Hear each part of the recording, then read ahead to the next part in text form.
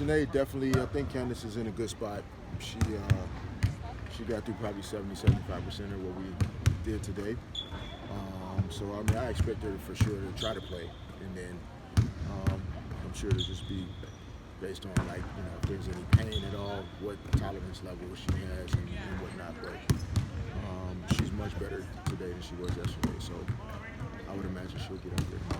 Even if she's feeling at her best, do you anticipate, since we'll have most of the roster back, trying to limit her minutes a little bit just to keep anything preventative happening?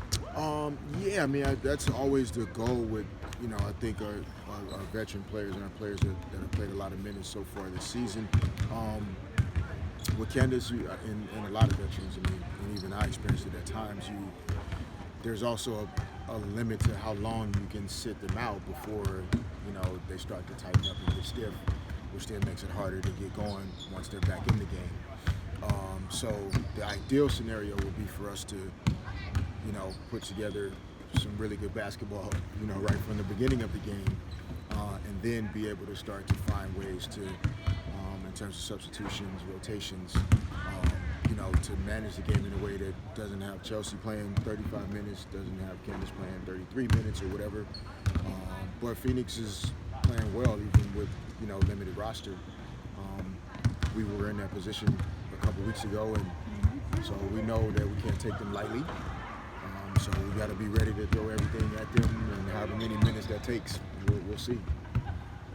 So you guys are honoring Pat Summitt tomorrow. Yeah. Thoughts on that? Just kind of what she means to the game. Yeah, no, I mean, I think early appreciation, value for the women's game came through watching Pat Summitt and the Lady Vols, like, before Candace. And even as a young person, I always had an appreciation for teams and people that really not just wanted to be great and do it one time, but had an ability to sustain excellence. And to me, that's what she and her legacy will always represent. And so whether it's paying tribute to her in an overt, obvious way, or even just in the way that we try and do things on a daily basis. You know, Pat always wanted to be the greatest, wanted to be the best, didn't let her program rest, even when they won. You know, always pushing people to be better. And, you know, that's what we're trying to do here. So she'll eternally be giving back to the game because all of these players wouldn't be here without what she's done. Did you ever meet her or know her? I did not have that pleasure. I'm probably meeting her through Candace every day, though. I think a lot of who Candace is, how she sees the game, how driven she is to push herself, push her teammates. I think a lot of that came through Pat's tutelage and mentoring and cussing out, and, you know, all the things I'm sure Candace experienced. And so probably still pretty close to her by working with Candace. I had a different question for you, and forgive me if this is a little too basic, but I've always wondered, what's the benefit and what's the difference practicing here at Staples as opposed to your practice center? Is there anything that you can kind of focus on, maybe, you know, sight lines and things like that? Because this is where you play, but you don't necessarily practice here very often. Yeah, no, it's I think as often as we can get in here, whether it's mandatory that we do at times when there's a conflict at our normal practice spot, or even at times by choice. Like you said, this is where we play. Depth perception is completely different in a 20,000 seat arena than it is at a community college. So I think anytime our players can be in here, feel the court, the seats, the lighting, etc., it's good. As coaches, you know, our planning has to be a little different. We have only 2 baskets. So the way we plan practice, the things that we work on, you know, it's a little bit different when it's here. But we like it. I think our players like it. Everybody kind of feels each other's energy. Even though it's a bigger arena, the court space is tighter. So we're more closely working together. As sometimes at Southwest we can get spread out. We're working on 3-4 different baskets. And so this is good, and we appreciate the opportunities when we get to. We have the season in the books now. What are some points of emphasis that you think it would be beneficial for you guys to improve upon heading towards the playoffs and the stretch run?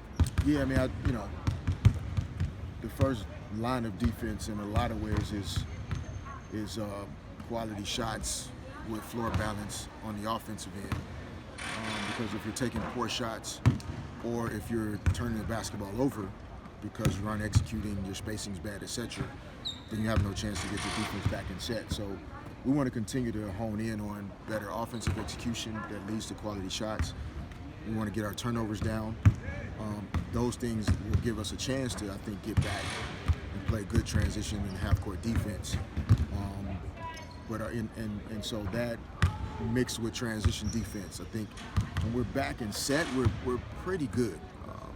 We're active, we're long, our guards are big. Chelsea, TRP, Sydney, everybody's 5'11", 6 feet tall. Like, our forwards and our centers are long, athletic, so we're good in the half court, I think.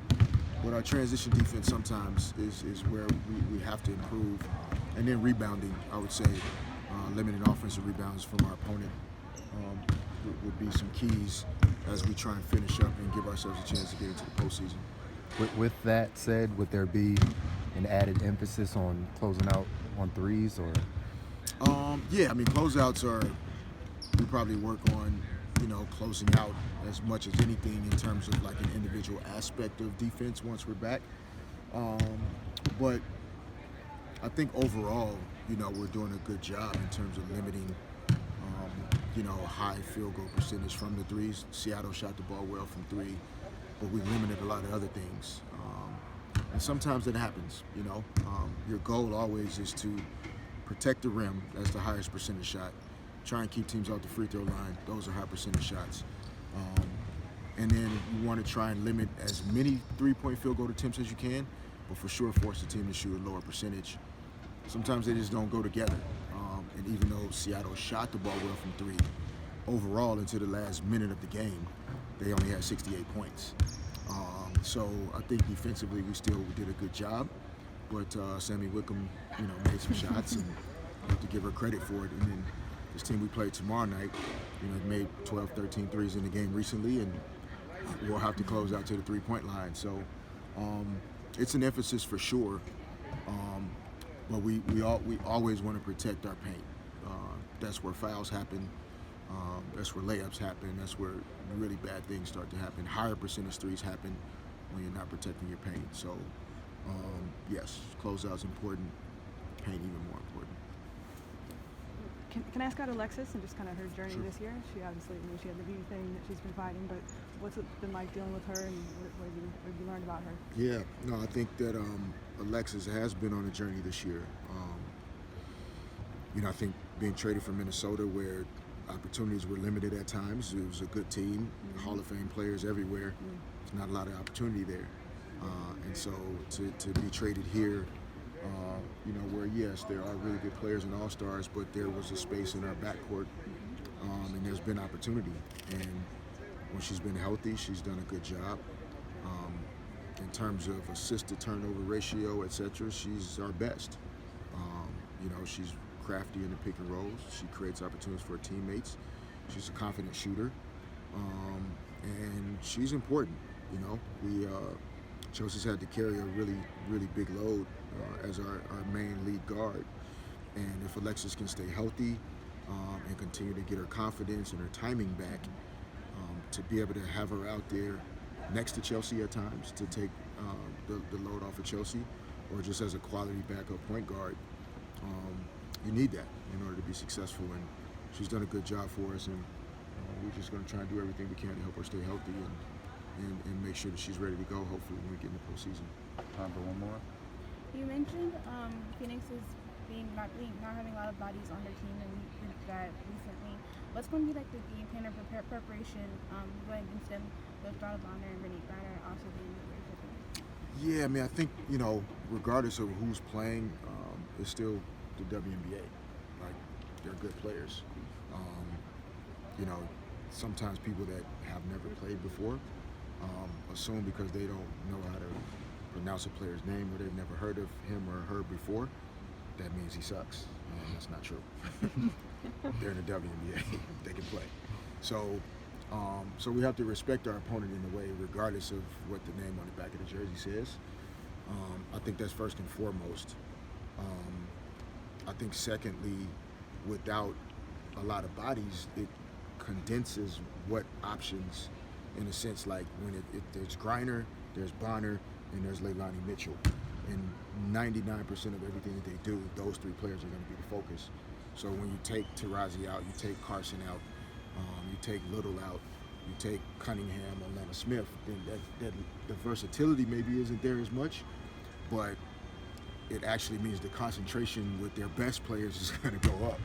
So having to be ready to defend more Griner post-ups, more actions for Bonner, more actions for Mitchell, sometimes that's harder. And so, we just have to really be engaged and ready to play and just not assume that the game is going to go in any scripted fashion at all, and just be really hungry and ready to compete. Those are going to be the key things that I try to remind our team about between today and tomorrow night.